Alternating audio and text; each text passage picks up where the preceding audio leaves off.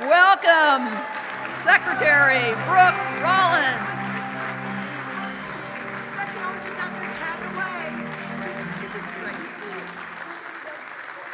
I did. Oh my I goodness. bragged on you. And Margaret is going to come up here. Margaret, everybody. And we have a seat for you. Thank you very much. I think we need a second mic. Thank you. Is there? Let me give you this one. Well, hello and welcome to Fort Worth, everybody. Let's go. Y'all sit down. Everybody sit down. Just very quickly, Becky, I am sure what you said was so sweet. I'm so sorry I missed it. I was out there chatting with people. But another big round of applause. Let me just say something very quickly, Margaret, if you don't mind. You probably all know this, but is Becky still in here? Becky Norton Dunlop, we are all standing on her shoulders. She has been leading the good battles for decades at this point. Just another big round of applause. It was so cool, Becky, to be here with you. Well, thank you. You're right. I mean, Becky is definitely a giant, and we get to soak up her wisdom all the time at American Stewards of Liberty, so it's great. Well, thank you for being here. Did you just fly in from D.C.? I did. We had a really big couple of days in Washington and got back here. I'm here for a couple of hours and then headed back out. So really great to be here. Okay, I want to start with what are the key issues that you're working on right now that are kind of top of mind for you that you think are critical for USDA and also for American landowners? Yeah, I'll do that. But again, I'm going to do a little personal point of privilege. Where did my mother go? My mom is here, everybody. Oh, look, she's out on the phone bossing people around. That's my mom right there, Helen Kerwin. Mom, wave at everybody. A lot of you may know the story, but some of you may not, that at 78, she became I hate to say oldest, but she became the oldest freshman state legislator in Texas history, which was about 2 years ago. She has more energy than everyone in this room combined and finished her first legislative session now running for re-election. Of course, in Texas, our House members run every 2 years, just like in Washington. And she is a force to be reckoned with. So this group will appreciate that we were outside strategizing on what's happening in Texas with these transmission lines. And she's incredible. So, Mom, welcome. I'm so happy you're here and really fun to have you. So thank you. Yeah, she's awesome. Raised my sisters and me all by herself. She was a single mom and small little bitty town about an hour south of here called Glen Rose.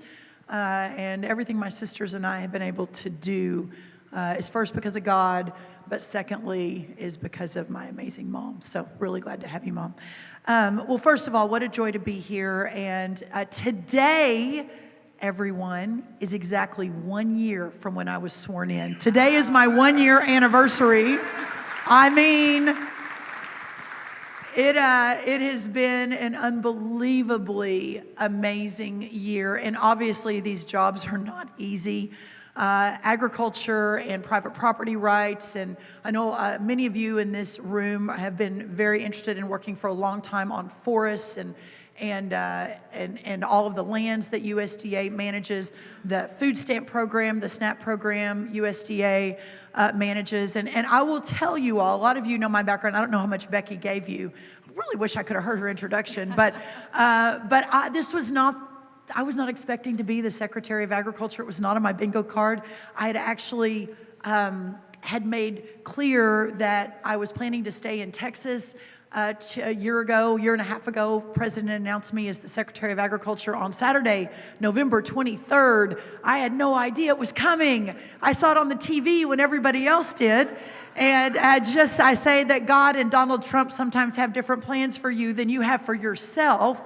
And it's certainly been true, but now looking back over the last year and many great friends in this audience, Shad Sullivan and AJ Richards, the Kings, some others, the Isaacs are here, the amazing Jason and Carrie Isaac, that I look back over this last year and there's no doubt in my mind and in my heart that God had been preparing me for this moment my entire life and for this job at this moment. Because if we are not, to answer your question, Margaret, if we are not able to reverse the trend in this country of losing thousands and thousands of farms and ranches every single year, if we're not able to reverse the trend of China and other foreign adversaries and the consolidation of our food system that's been happening over the last decades, if we're not able to reverse that, if we're not able to reverse that, right? If we're not able to reverse the trend of the chronic disease and chronic obesity and the sickness that our country has, if we're not able to reverse all of that, then we will lose America. I believe that's how existential this is. And so if you had told me about 13, 14, 15 months ago that the United States Secretary of Agriculture would be in the middle of all of those existential issues and even perhaps driving them, I would not have really known how to answer that, because it was nothing that I had ever really put my mind to. I'd spent all my years fighting for liberty, fighting for private property rights, fighting for freedom, fighting for less government, with a big team, but making Texas a model for the country and what freedom looks like, working in the first White House, in the first West Wing with President Trump, being recruited there because they wanted us to emulate and model what Texas had become during the 8 years of Barack Obama, which was the bastion for freedom and liberty. Florida had not ascended yet. Other red states had not ascended yet. Texas paved the way, and my organization here was a massive part of that. And so when I was recruited into that first White House, my whole role and thought was putting together that America First agenda that not only would deploy and implement and execute Donald Trump's vision, but much more importantly would deploy and execute the vision to save the country. But then you fast forward, 5 years now, 6 years from when we left that first White House, and now I really understand, going back to God's plan, even if you don't know it's your plan yet, and this role and today is what I have been working for. So it's just been the honor of a lifetime, the blessing of a lifetime. Just the work is so good and so righteous. Again, as I mentioned at the top, it's not easy. These jobs are very, very difficult, for lots and lots of reasons. Agriculture is extremely complicated. But to your question, just focusing on the big things and running an agency with 100,000 employees, just wrap your mind around that. An agency that spends about $250 billion a year, wrap your mind around that. An agency that for too long, Abraham Lincoln's vision when he founded the U.S. Department of Agriculture in 1862 was an agency for the people, for the farmer, for rural America. And we fast forward to today, and when I got there, and USDA had become about supporting BIPOC and transgender farmers in San Francisco and studying, the menstrual cycles of transgender mice. I mean, that's really where USDA climate change had really been moving. So to be able to realign the U.S. Department of Agriculture about what really matters, and that's farmers first. It's fighting lawfare against our farmers and ranchers and our private property owners. It is ensuring that we put the farmer and the rancher back in the middle of making America healthy again. And it's about saving rural America and ultimately saving the country. So that's just a little bit of what I'm focused on. That's great. Well, so I want to drill down a little bit in the lawfare. Because my background, and you may or may not know this, but I grew up on a ranch in Nevada. And my family filed the first federal lands grazing takings case against the Forest Service and the BLM. And we were 27 years in court. And it was 4 months after we filed the case that the Forest Service filed criminal charges against my dad to get him to drop it. So he was under house arrest for about 6 months. And then the Ninth Circuit, which is very liberal, unanimously overturned the conviction. Wow. But, for many, many years, we didn't really have a name for it until Trump named it lawfare. And I thought, that's so perfect, what so many landowners go through. And my family is really just a microcosm. We're one story of so many that are going on. And so in all these years, 30 plus years that I've been doing this after leaving the ranch, one of the things that I think has been really difficult is we can get really good people at the top, but it's such a bureaucracy that it's like down at the bottom, all the people in the room, they get the dribbles that come out, even when the policies and the people at the top are really good. So this is one thing I think you have done so well. Because this is the first time in my entire career that I feel like your policies are reaching our people. And so first, I just want to thank you for that. Thank you. And we have members here, Wade and Teresa King. If you guys wouldn't mind standing up. We're Wade and Teresa. Very There good. they are. Thank you. They're incredible. You know, they've been members of ours for a while. They've been reaching out. We've probably been communicating for a couple of years, and we've been trying to figure out how to help them. And it wasn't until your administration that we went, we have a path. And I've even had a call from Chief Schultz, and he told me, any lawfare issues, just bring them straight to me. You guys, this is incredible. Do you guys understand what she's doing? I mean, it's from everyone at USDA that we have been able to work with since she has taken over is superb, and they get things done. And that's your leadership. So I know I kind of went on a little bunny trail, but so let's talk a little about lawfare and why that's so important to you. Yeah, this goes back for me, and I'm going to talk about the Kings in a minute too, but this goes back for me to almost the very beginning of the kind of the spark of freedom and liberty that God put on my heart 25 years ago. I know Becky and probably many of you remember the Kelo decision, which was devastating. I think we've got a chance to hopefully flip it now. We've got the Supreme Court in a better spot, but understanding the fundamental underpinning of everything we believe and love and live in America is truly private property rights.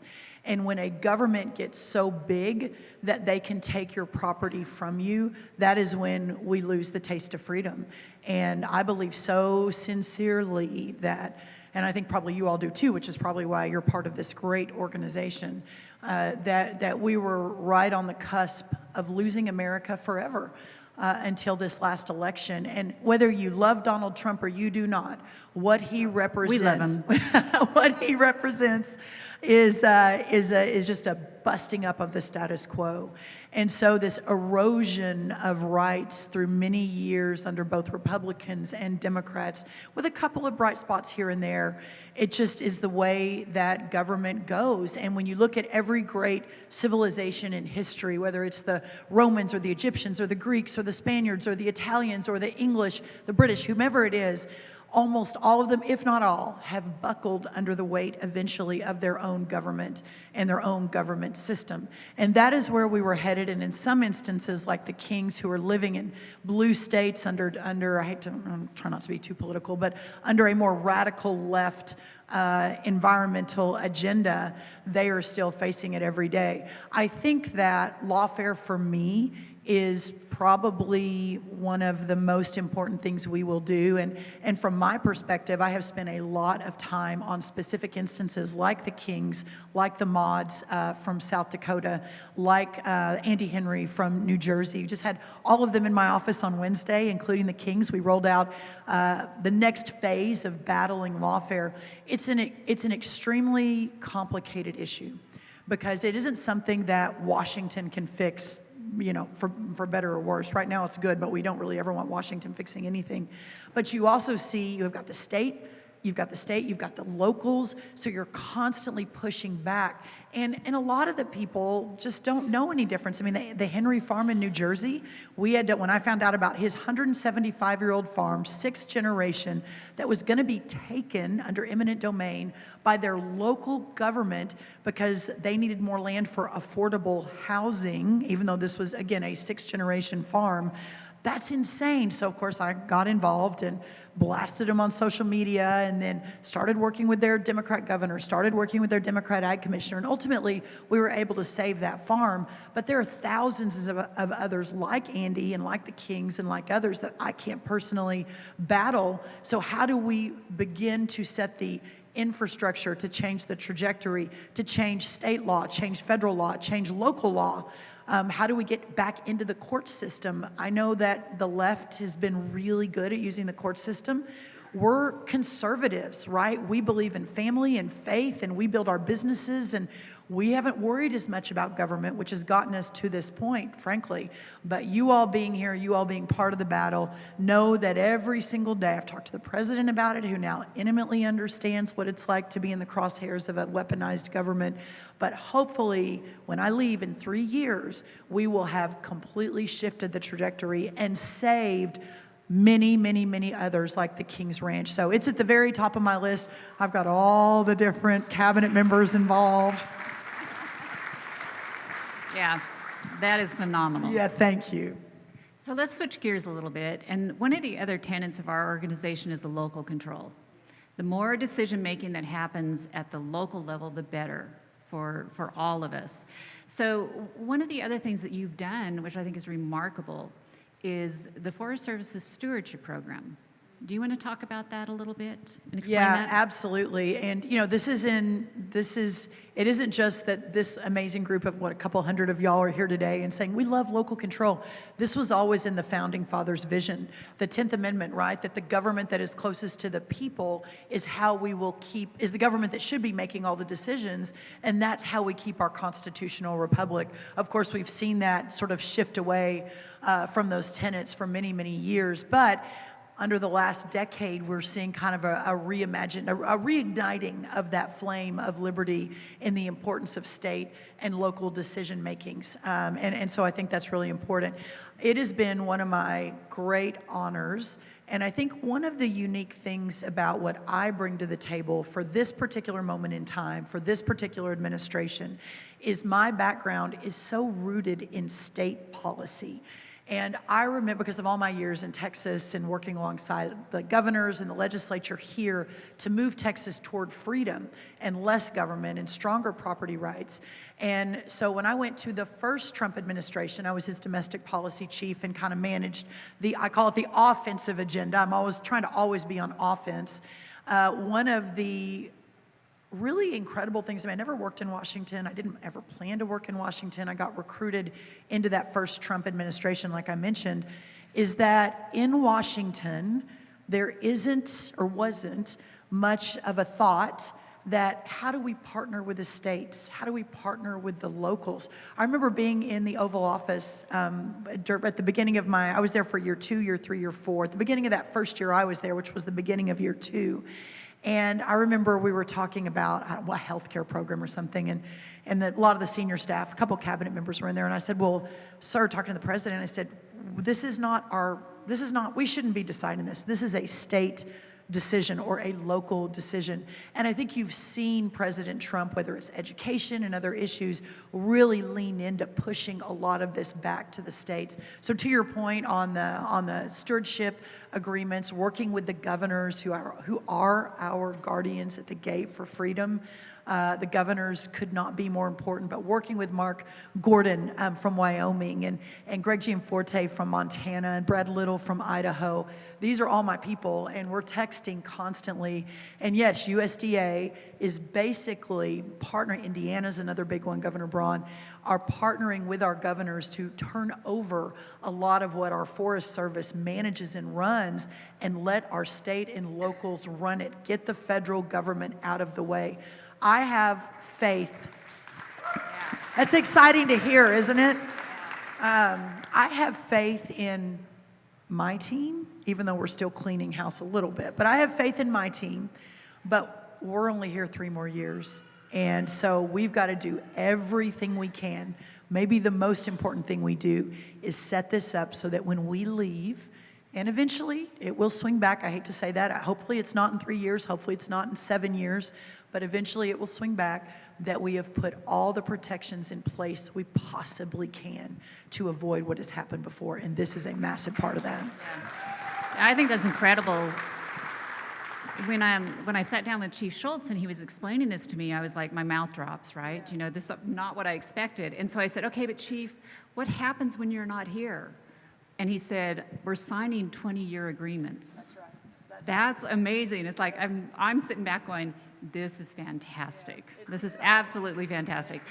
And it's not just with the states. I mean, he's talking about partnering with the local governments as well, especially in blue states where you probably don't want the blue state managing the. Well, I should probably stop right there.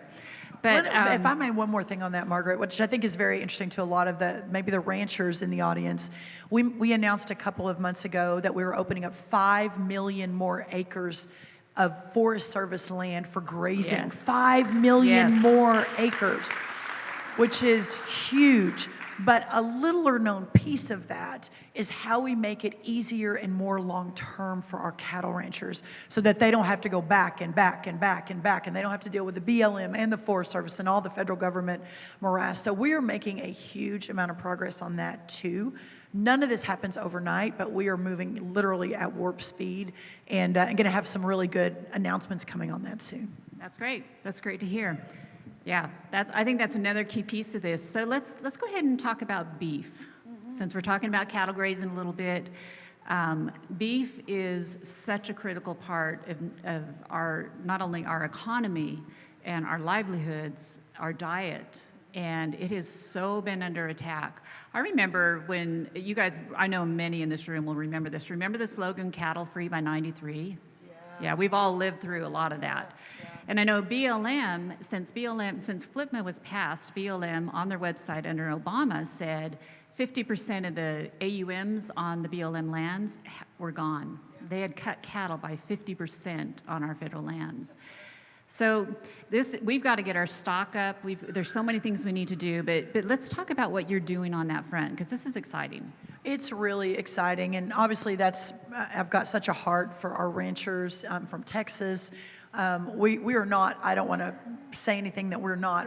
We raise show cattle for my kids to show, so I'm not a rancher myself. Although I did tell my husband when I'm finished here in 3 years, finished in Washington, I want to start barrel racing again. I mean, 58's a great time to start barrel racing again, right? I was a rodeo girl, and he thinks I'm crazy. But I also want to get into production. I've been so inspired meeting so many ranchers and beef cattle producers that I really hope to become one of them. It'll be, again, the next step and one of the great honors of my life to do it. But there's no doubt we're at the lowest cattle herd numbers in 75 years. Our president is hyper-focused on bringing the cost of beef down. Of course, it's just a supply and demand issue I try to explain, but it's also a couple of other important points. The first, and you said this, Margaret, but even the last administration, the last USDA, they may not have said it out loud, they may not have said the quiet part out loud, but they're in an absolute war on beef, not just leading up to 93, but in the last administration and then the 8 years under Obama. You know, the idea that cattle burps were causing climate change that would eventually destroy the earth, they really believe this, y'all. Like, it's crazy. It's really a control kind of elitist deal. But under that guise, they were working to roll back a lot of these opportunities. So obviously we have gutted all of that. We're putting some significant time and resources into, how should I say this, into more localizing beef processing. So we're not so reliant on 4 big packers, 2 of which are not even American owned. Margaret, we probably won't have time to talk about the national security implications of agriculture and why it's so important, but the idea that we have for years now offshored a lot of our food processing, et cetera, and meaning that we've taken it out of America is absolutely insane. So whatever we can do to bring it back, we've got a lot of plans working across the cabinet. A lot of this I can't talk about publicly yet because there's some investigations going on, but we are going to have a once, perhaps in a generation, perhaps in a 100-year opportunity to bring it all back to America, to focus locally, to build out processors locally. The amazing A.J. Richards, his wife is here. They've got an incredible, meet the farmer, shake the hand that feeds you. That sort of localizing is going to be the answer, not only to rebuilding the beef herd, to heifer retention, to getting more cattle on the ground here in America, to not rely so much on other countries, but also to ensure that from a health perspective, the beautiful thing about making America healthy again, and my partnership with Bobby Kennedy, a couple of y'all heard me say this because you were at the event with us on Wednesday morning that I did with Bobby, and Mike Tyson. Talk about what's not on your bingo card for 2026. right? Me standing on a stage with Mike Tyson. Anyway, that was sort of amazing. But the idea that we are now educating all of America and using the market moving force of the USDA, we spend $400 million every day on our 16 nutrition programs. That's food stamps, that's school lunches. Just think about it's hard to even process that, isn't it? $400 million every day the U.S. Department of Agriculture spends on nutrition programs. But the magic in that is that's going to give us the opportunity to completely recalibrate the whole system around school lunches, around SNAP, to serve and sell more locally produced, locally nutritious, not packaged food, not ultra-processed food, not warmed up in a microwave, but real food. And none of that's going to happen overnight, but we've already begun the process to get there. And other than the health of everyday Americans, those who will benefit from that the most are our farmers and our ranchers, because that's the real locally grown food that we need in this country. Yeah. Well, and here's another idea. How about if the beef that's on our consumer shelves that say made in the USA are actually made in the USA? Made in the USA, exactly.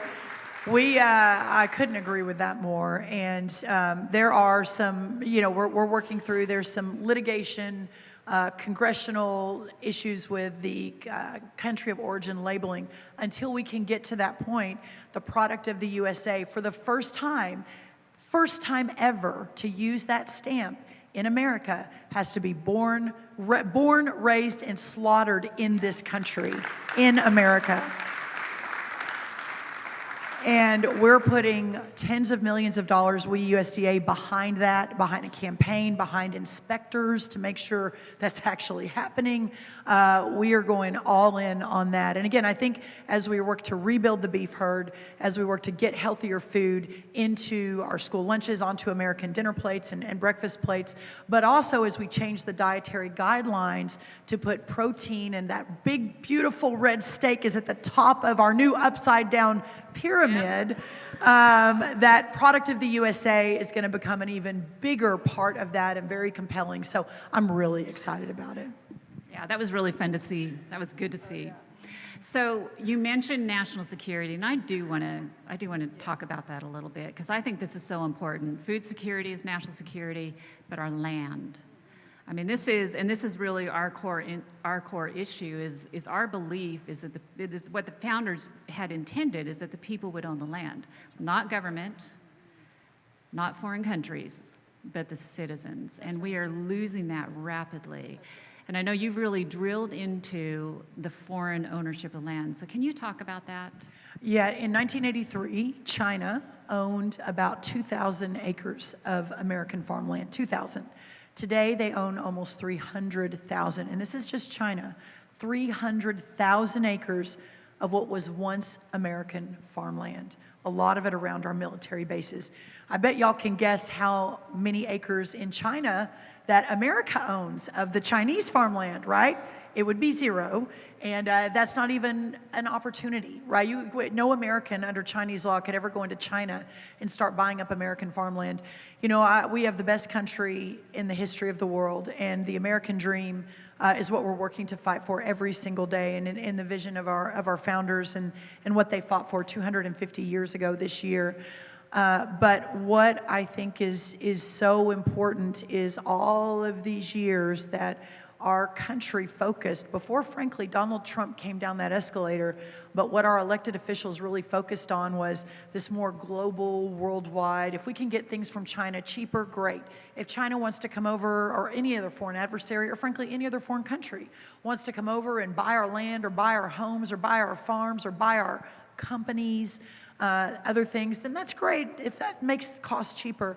And what President Trump instinctively understood, and frankly what he'd been talking about for 30 years before he ran for president, this didn't come by him in any way new, that is not okay, and we are losing our country, and that is not America first.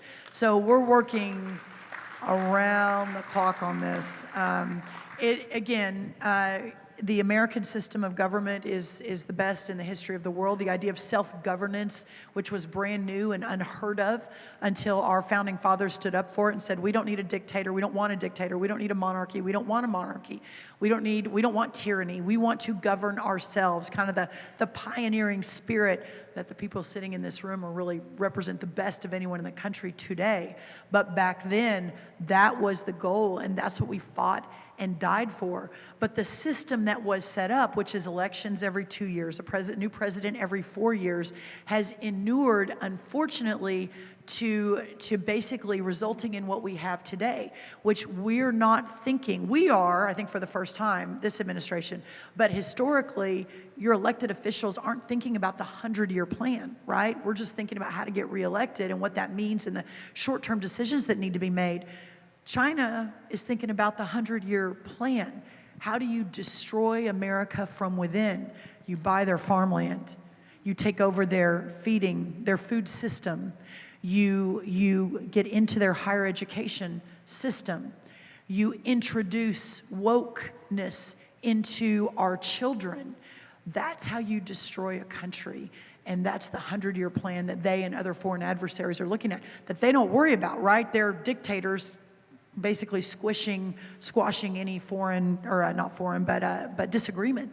And so I think what Donald Trump represents, again, as unconventional and sometimes awkward and uncomfortable as it may be, is that breaking up of the status quo, but also putting into place the 100-year plan that hopefully we can stick to as we work to put America back on first in the world and save our country.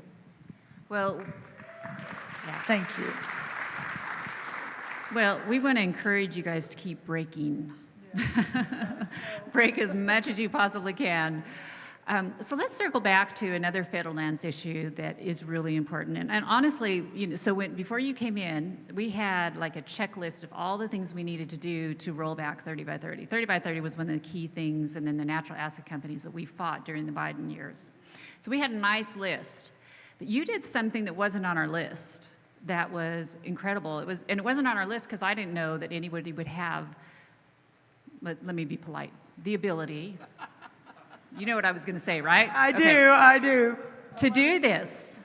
But the roadless rule, getting rid of the roadless rule is incredible because that has destroyed the West. It's brought on our wildfires. It's kept us out of our federal lands so that we can't get in there, even to recreate. So this is incredible. I was thrilled when you did this. Well, it's just so joyful to work in an administration for a boss that everyone says it's never going to happen. I mean, y'all, the endangerment finding was overturned yesterday. Carbon is life, Jason Isaac. I remember sitting in rooms in Austin when I was running the Texas Public Policy Foundation and sitting in rooms 10 years ago.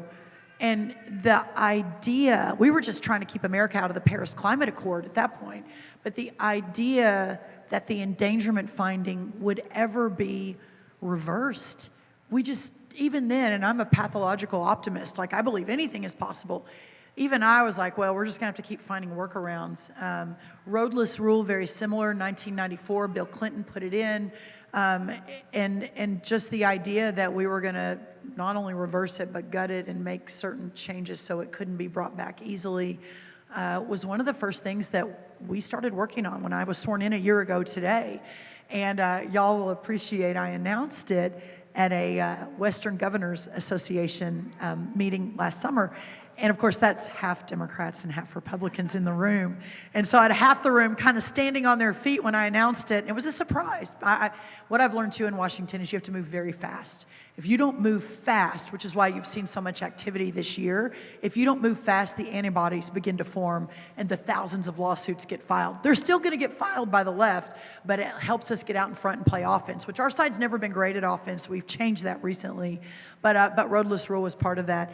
The idea that we couldn't use our forests and that we couldn't graze on our forest land and that we couldn't get through the forest and we couldn't build the roads and move around has been devastating.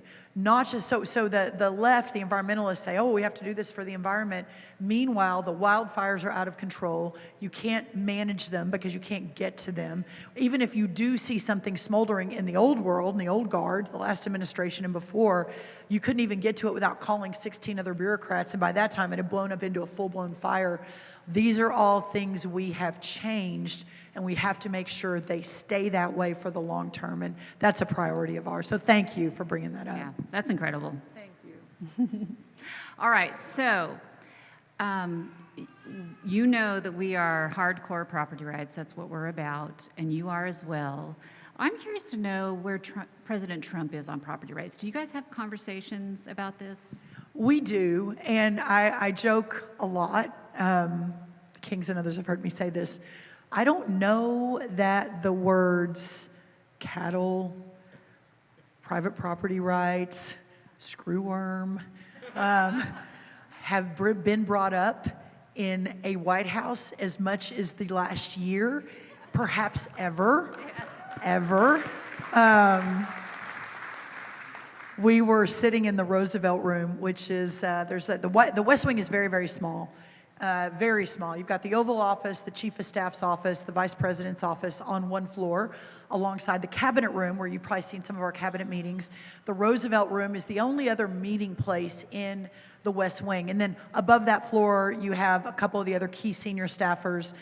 You've got National Security Advisor, Domestic Policy, which is what I did in the first term, National Economic Council, Larry Kudlow did, Kevin Hassett now, but it's very small. Most of the president's staff is right across the parking lot in the Eisenhower building. But we were sitting in the Roosevelt Room, and it was me and our Secretary of Commerce, Howard Lutnick, our Secretary of Treasury, Scott Bessent, our Secretary of the Interior, Doug Burgum, key White House senior officials, Stephen Miller, Kevin Hassett, James Blair, Susie Wiles, our Chief of Staff, kind of popped in and out. Kelly Loeffler was there, our small business. I think we had 7 cabinet members sitting in the Roosevelt Room for this particular meeting. It was probably last October or November. And our Vice President, one of my great friends, J.D. Vance, walked in, and it was clear he was giving someone a tour. And he said, oh, so sorry, I didn't realize there was a meeting in here. And then he looked around the room and he was like, wow, are you guys like talking about, world peace or national security? We've got 7 key cabinet members in here, everyone in line of succession. I think Pam Bondi was in there too. And then I didn't want to say it, but I think it was Burgum or someone else said, oh no, Brooke's got us all in here talking about cattle. That's a true story. And private property rights. So it has, again, been one of my great joys. You talk about God's plan for you and preparing for this particular moment and to meet your moment and to answer your calling. For me to be able to have that opportunity to bring people together. I know we probably don't have a lot of row croppers in here, a lot of farmers. We may have a few of y'all. But Howard Lutnick, who's our Secretary of Commerce, who basically, another New Yorker like Donald Trump, I don't think he's ever stepped foot on a ranch or a farm, and I love him. He now calls himself the king of the row croppers because of all the trade deals that he has led. And he knows whenever he's in negotiations, I'm texting and calling him, don't forget about our soybean farmers. Don't forget about our great American beef. We need to get those things off. So the hand-in-glove work of our cabinet, I do believe, is unprecedented and it's never happened before. That's for a lot of reasons. We left, Trump won.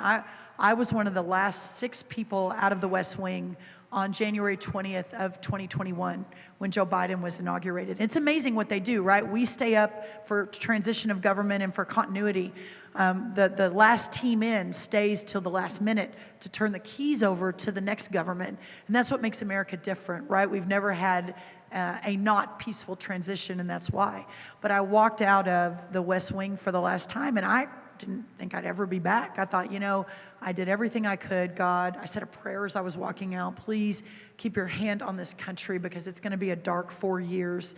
I'm going to do everything I can to prepare for when the next America First president is elected, having no idea that Donald Trump was going to run again. But I'm going to build a machine that hopefully will take what we learned in Trump 1 and ensure that we're ready for the next conservative president. And in all of that, understanding that, I believe God knew the prayers were answered, that America deserved another chance, and maybe didn't deserve, but we were granted another chance, and that we were ready. And in so doing, the opportunity to bring agriculture and rural communities to the very forefront of our decision making in this White House has again been such a great honor. So that's that. There's a lot more private property rights, cattle, row crops discussion in this White House than perhaps ever before in American history. Maybe back to George Washington. I'm not sure. Well, that is great to hear. That is great to hear. Well, I think we're going to have to wrap this up. So let me just toss it to you. Is there anything else that you want to communicate to this audience that's important for them to know from you? Yeah, I just want to say thank you. I'm guessing everyone in this room has 10 other places that they could or maybe even should be.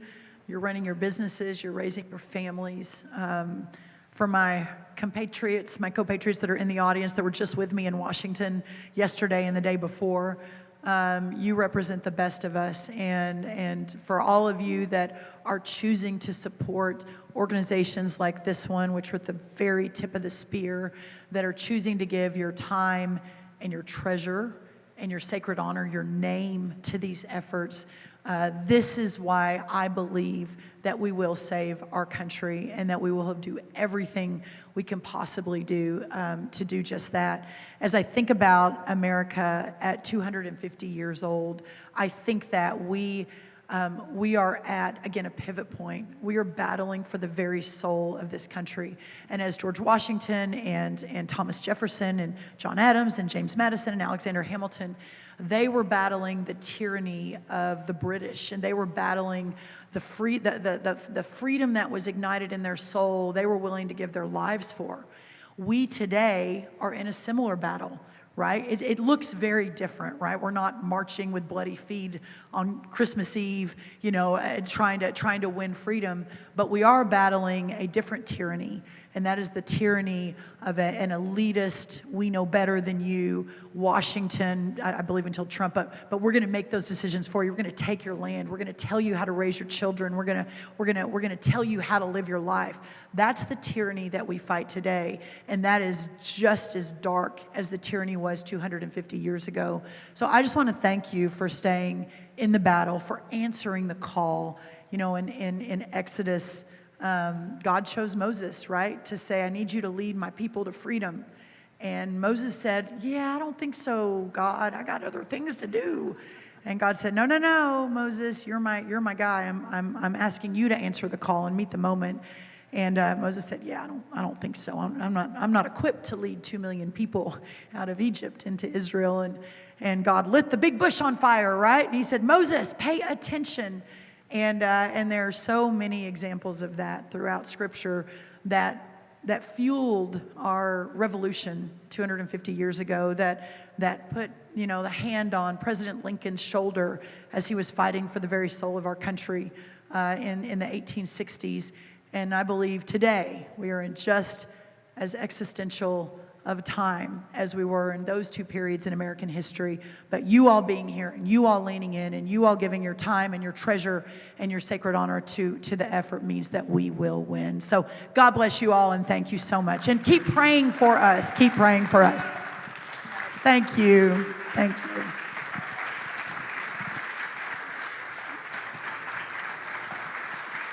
Okay, one minute. We have a gift for you. Thank you. So thank you, Monty. Vanna, very good, thank you. Thank you, Vanna White. Exactly. That's so, you're a much better looking version of that. I know. Monty. Okay. So my dad always had these great sayings, and one of the ones that he said, which we have used a lot at American Stewards, is either you have the right to own property or you are property. I love this. Look, y'all. Y'all probably seen this, but that's amazing. So this is to match your MAGA hat. Yes. Isn't that wonderful? Well, thank you, Margaret, you and your sweet husband and this whole organization and so many friends in the audience. Y'all just keep praying for us. We've got 3 more years, and that's not much time, but we're gonna get it done, and with you as our partners, I think we will. So God bless everybody. Thank you so much. Ladies and gentlemen, Secretary Rollins. Thank you.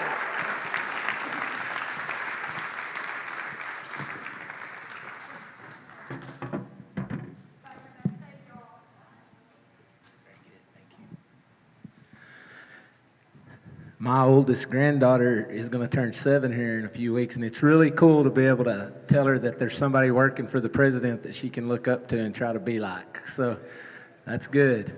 Thank you, Brooke. Guys, we're going to take a break. We're going to be back in here at 11 if you can. So let's keep it on track as much as we can. Thank y'all, and we'll see y'all in just a bit.